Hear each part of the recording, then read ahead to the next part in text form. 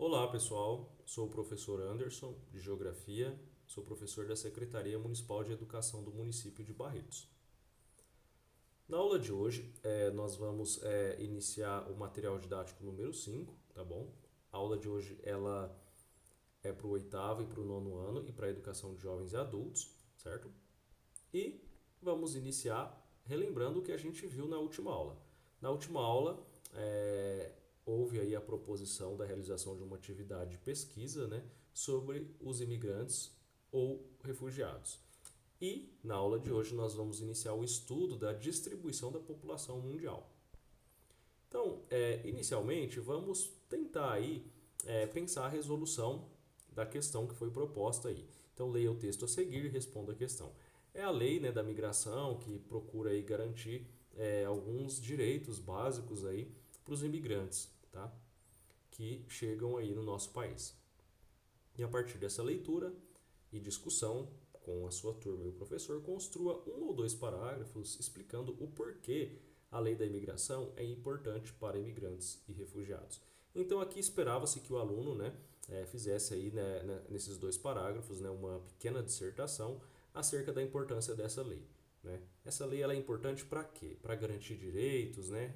Que tipos de direitos? Será que os refugiados, né, os imigrantes que chegam aqui no nosso país, eles conseguem emprego, conseguem acesso à moradia, transporte público, frequentar a escola para ter acesso à educação ou direito? Será que essa lei, ela obriga, por exemplo, o Estado brasileiro ou a sociedade a contribuir aí com a recepção e a garantia do direito para essa população de imigrantes e refugiados? Qual que é a importância que você, aluno, acha que essa lei tem para os imigrantes, tá bom? Então esperava-se que o aluno aqui fizesse uma consideração acerca da importância dessa lei, que sem dúvida é uma lei importante. A questão 2 é uma reportagem publicada na Câmara dos Deputados, né, que ela diz o seguinte: os imigrantes confirmam, aprender a língua é essencial para tentar entrar no mercado de trabalho. Quem acompanha o acolhimento dos estrangeiros mostra que, diante da crise econômica brasileira, que torna escassos as vagas de emprego, a procura fica mais difícil para aqueles que não dominam a língua portuguesa. Imaginem que para nós, brasileiros, né, para a população brasileira, nós temos no atual momento um crescimento, né, do índice de desemprego. Se está difícil para os brasileiros encontrar emprego, imagina para os imigrantes, para as pessoas que vêm de outros países para residir no Brasil e eles não falam o nosso idioma, né? Então, a proposta aí da questão número 2 é: quais outras dificuldades os imigrantes ou refugiados encontrariam caso chegassem no seu município ou no seu estado? Pense na hipótese, né, de um imigrante que tenha vindo aí de outro país, né, para a nossa cidade, aqui em Barretos, ou para o nosso estado, o estado de São Paulo. Que dificuldade que você imagina que ele encontraria? Será que ele conseguiria um acesso ao emprego fácil em Barretos? E a moradia? Será que ele conseguiria, vamos pensar, alugar um imóvel facilmente? Como que seria para ele se comunicar para buscar uma vaga de emprego? E como que ficaria a questão de outros direitos básicos, como o acesso à saúde, né, a um serviço de atendimento médico ou psicológico, social, né? E o direito à alimentação, os direitos humanos básicos, como que esse imigrante conseguiria acessar? Vocês acham que seria possível ou ele encontraria alguma dificuldade? Então é isso que vocês esperavam-se que o aluno colocasse aí como resposta, né? Que o aluno refletisse aí sobre possíveis dificuldades que esses imigrantes encontram. Lembrando que nós temos alunos, né, que são estrangeiros, que são imigrantes, que vieram de outros países e estudam na rede municipal de ensino com a gente. Vocês já pararam para pensar se eles encontram alguma dificuldade para compreender o que os professores estão explicando, né, em português, porque eles falam outro idioma, né? Como que é isso para eles? Já pararam para pensar sobre isso? É uma questão muito relevante de se pensar. Continuando, a outra atividade era a proposta de uma atividade de pesquisa, imaginando que você fizesse parte de uma secretaria municipal ou estadual de direitos humanos e que você fosse convidado por esse governo para participar de um projeto que visasse diagnosticar problemas relativos à chegada e permanência de imigrantes no seu município ou no seu estado. O que é preciso fazer para ajudá-los nessa etapa de adaptação ao novo lugar? Para isso, siga as seguintes etapas. A etapa 1, você deveria procurar na internet reportagens sobre imigrantes ou refugiados que vieram para o nosso estado ou município. Então, você pode jogar na internet e pesquisar sobre a recepção e a chegada de imigrantes no estado de São Paulo, no município de Barretos. No segundo passo, a segunda etapa, você iria fazer a leitura de algumas reportagens que falam a respeito dessas dificuldades que esses imigrantes ou refugiados encontram para se adaptar à nova realidade, né, esse novo país.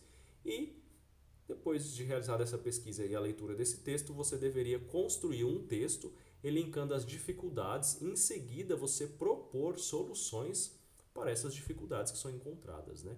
Então, você vai fazer essa pesquisa, vai encontrar essas dificuldades e você vai pensar alternativas que você poderia propor para solucionar os problemas enfrentados pela população de imigrantes ou refugiados, ok? Bom, então, para a aula de hoje nós vamos iniciar o tema da população. Então vamos lá. A análise da dinâmica populacional é de fundamental importância para a gente entender as transformações que acontecem no espaço geográfico, né? Lembrando que o espaço geográfico é tudo aquilo que foi transformado pela ação humana, tá? Pela ação do homem, né, sobre o meio, por essa relação homem-meio. Então, até a primeira revolução industrial, né, no século XVIII, né, ou seja, do ano de 1700 em diante, o contingente populacional era inferior a 1 bilhão. Então, nós não tínhamos ainda, né, por volta de 1700, 1 bilhão de habitantes. E a população da Terra, a partir de então, ela aumentou de uma maneira muito rápida. No ano de 2017, olha só, cerca aí, de 300 anos depois, né, em 3 séculos, passou de menos de 1 bilhão para 7,6 bilhões de habitantes. Um crescimento, né, praticamente exponencial. Olha só, nós temos aqui um gráfico que ilustra, né, o crescimento populacional. Olha só, em 1800 tem ali depois de 1800 atingiu o primeiro bilhão. Depois, antes de 1930, entre 1920 e 1930, atingiu o segundo bilhão. E, enfim, continua aí até chegar depois do ano de 2010, né, quando se atingiu 7 bilhões, certo? Por que a população aumenta? Por conta de um fenômeno que é chamado de crescimento vegetativo, ou também chamado de crescimento natural. Ou seja, está nascendo mais pessoas que morrendo. Tá? E por quê? Olha só, não é só o crescimento vegetativo, tá? O crescimento vegetativo é o cálculo final de tudo isso, mas isso se dá principalmente por conta do desenvolvimento tecnológico. O desenvolvimento tecnológico ele promove, por exemplo, avanços na medicina, que faz com que se prolongue, né, a expectativa de vida das pessoas, melhora-se com a tecnologia a qualidade de vida, né? Então as pessoas, se antes, vamos supor que vivessem 50, 60 anos, hoje elas vivem 70 e alguma coisa, né, 80 anos em média. O Brasil tem uma expectativa de vida aí acima de 70 anos e um pouco abaixo de 80. A intensificação também da produção de alimentos, então o ser humano passou a ser capaz, através do uso da tecnologia, de fazer o estoque de alimentos, ou seja, armazenar esses alimentos, transportar esses alimentos e ter uma produção maior. Então, esses são aspectos que fazem com que as pessoas vivam mais e tenha-se aí um crescimento vegetativo positivo, ou seja, o saldo do número de pessoas que nascem e morrem dá um número positivo, então vai promovendo esse crescimento populacional. Olha só, previsões de crescimento da população mundial em bilhões de pessoas. Em 2050, a previsão é que seja 9,8 bilhões de pessoas no mundo. Em 2100, 11,2 bilhões. E um fenômeno que vai acontecer nos próximos anos, provavelmente, se não me engano, em 2024, a Índia, que atualmente é o segundo país mais populoso do mundo, vai passar a ser o primeiro. Atualmente, a China é o país mais populoso do mundo, mas ele vai ser ultrapassado, né? O país chinês vai ser ultrapassado pela Índia. Olha só, 50% da população do planeta até 2005 vai se concentrar em apenas 8 países. Nós temos aí aproximadamente, vamos colocar aí com uma margem para mais ou para menos, né? Essas questões ainda não são ainda tão claras, porque alguns territórios são reconhecidos como países por algumas nações e por alguns organismos internacionais e outros não, mas vamos colocar aí como se fosse numa média aproximada de 200 países no mundo. 8 países desses 200 seriam responsáveis aí por metade da população. Quais são esses países? Índia, Nigéria, República Democrática do Congo, Etiópia, Tanzânia, Estados Unidos, Indonésia e Uganda. Isso em 2050, tá? Olha só, o que tem em comum entre esses países aí que a gente acabou de citar? São países subdesenvolvidos, são países com grandes desigualdades socioeconômicas, né, com exceção dos Estados Unidos, que é a única potência mundial ali nesse grupo. Todos os demais são países, né, com complexidades socioeconômicas. 34% da população da Europa vai ter 60 anos ou mais até 2050, ou seja, vamos assistir a um envelhecimento aí da população no continente europeu. O número de pessoas com 60 anos ou mais vai mais que dobrar até 2050. E 41% da população da África tem menos de 15 anos. A África deve ser responsável por mais da metade do crescimento da população do planeta até 2050. Entre 2000 e 2005 e 2010 e 2015, a taxa de mortalidade de crianças com menos de 5 anos caiu mais de 30% em 86 países. Ou seja, o que isso significa? As pessoas no mundo estão conseguindo ter acesso um acesso maior aos direitos, como por exemplo a saúde, né, o acompanhamento pré-natal, né, no sentido aí de uma atenção básica, né, que está conseguindo aí diminuir a mortalidade infantil, tá? E também a questão que a gente vê da população África ser muito jovem. Isso acontece principalmente pelo número de filhos por mulher ou por casal e também em razão da expectativa de vida lá que é baixa. Então, de uma maneira geral, vive-se menos por conta das condições socioeconômicas. Então, por isso nós temos países muito jovens no continente africano. O que não acontece na Europa, porque a qualidade de vida é superior, né? Então a população vive mais e além disso o número de filhos por casal ou por mulher é menor. Então por isso nós temos um envelhecimento da população nos países que são considerados desenvolvidos e nos países mais pobres, né? Nós temos um predomínio da população jovem, tá? O que é o crescimento populacional, né? Vamos falar sobre isso. As estimativas apontam então que a Terra será habitada, como a gente acabou de ver, por cerca de 9 bilhões de pessoas até 2050.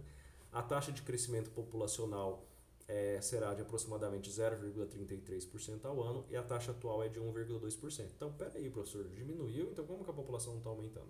Porque ainda é um número positivo, né? 0,33 está acima de zero, é um número positivo, então a população vai continuar crescendo. Haveria uma diminuição da população se essa taxa de crescimento fosse negativa, por exemplo, 0,5%. Tá? Os continentes africano e asiático, além da América Latina, apresentarão as maiores taxas de crescimento. Obviamente, mais uma vez, são os continentes nos quais se concentram os países subdesenvolvidos, né? E por conta das questões que a gente acabou de dizer, né? Do acesso à saúde pública, né? De métodos contraceptivos, qualidade de vida, tudo isso faz com que se tenha aí fenômenos que acabam influenciando aí no aumento da população nos países pobres.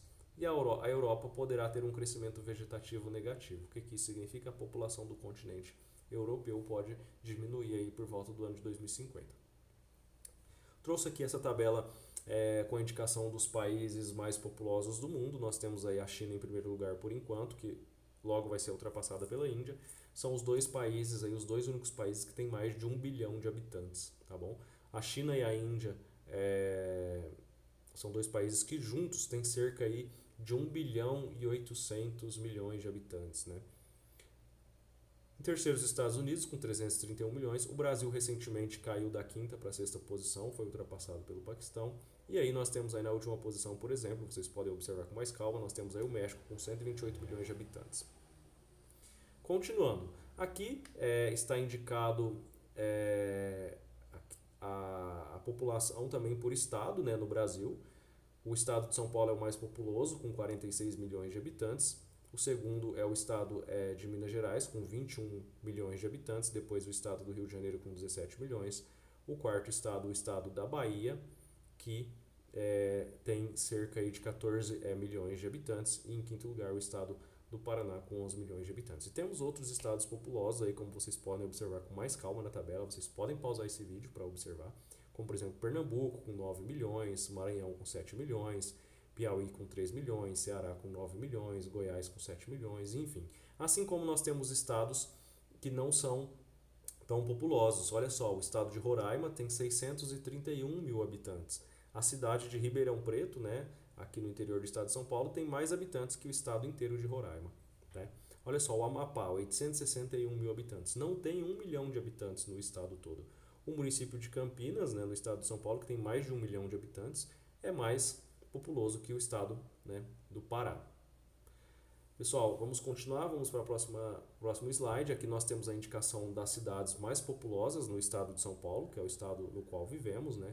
Nós temos aí 3 cidades com mais de 1 milhão de habitantes, que é a capital paulista, com 11 milhões, Guarulhos, com 1 milhão e 300, e Campinas, com 1 milhão e 181 mil habitantes, tá?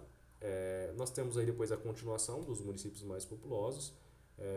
Por exemplo, Ribeirão Preto, olha só, na nossa região, 688 mil habitantes, São José do Rio Preto, 450 mil habitantes, enfim, outros municípios aí do interior paulista, como por exemplo Bauru, 365 mil habitantes, e Franca, 343 mil habitantes, enfim.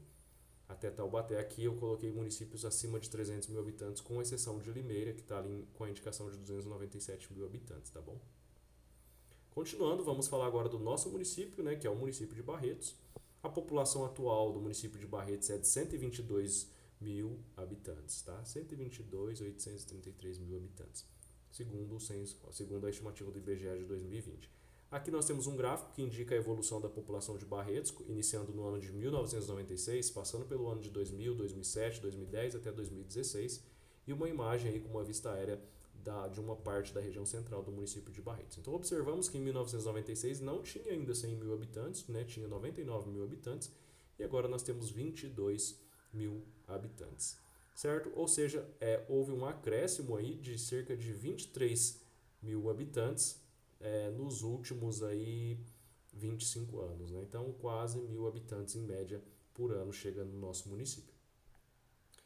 Pessoal, com base nesses conceitos, né, nesse estudo que a gente viu aí da evolução da população, a apostila de vocês traz aí, olha só, essa manchete, né, da ONU News: população mundial atingiu 7,6 bilhões de habitantes. E a pergunta 1 diz o seguinte: em sua opinião, a relação entre a quantidade de habitantes e o tamanho do nosso planeta está adequada? Justifique a sua resposta. Você vai colocar aqui o que você pensa. Será que existe um número adequado de população para se ter no planeta? Será que isso está adequado, sei lá, com os recursos disponíveis que nós temos, por exemplo, de alimentos, né, para vocês pensarem nessas questões? Tá, vocês acham que está ok o número de habitantes? Será que corre algum risco de a gente ter uma superpopulação no planeta Terra ou não? O que vocês pensam sobre isso? É isso que vocês devem responder, tá bom? 2. Em sua opinião, há lugares com mais e outros com menos pessoas, ou eles estão distribuídos de forma semelhante pelo planeta? Será que os países têm uma distribuição semelhante da população, ou será que tem países que são mais populosos e outros quase não são populosos? Mesmo dentro do nosso país, por exemplo, será que nós temos estados que são bem mais populosos, outros menos populosos? O que vocês acham aí a respeito dessa distribuição da população, né, pelo planeta? É de uma forma que como se fosse igualitária, ou há uma dispersão aí dessa população, uma diferença, algumas regiões mais habitadas e outras não? Pessoal, o conteúdo da nossa aula é esse. A gente introduziu aí o tema da população, que a gente vai continuar discutindo na próxima aula. Espero que vocês tenham compreendido o assunto. Qualquer dúvida que vocês tiverem, por favor, chamem o professor de geografia de vocês e direcione a ele a dúvida de vocês. Ok? Bons estudos e até a nossa próxima videoaula.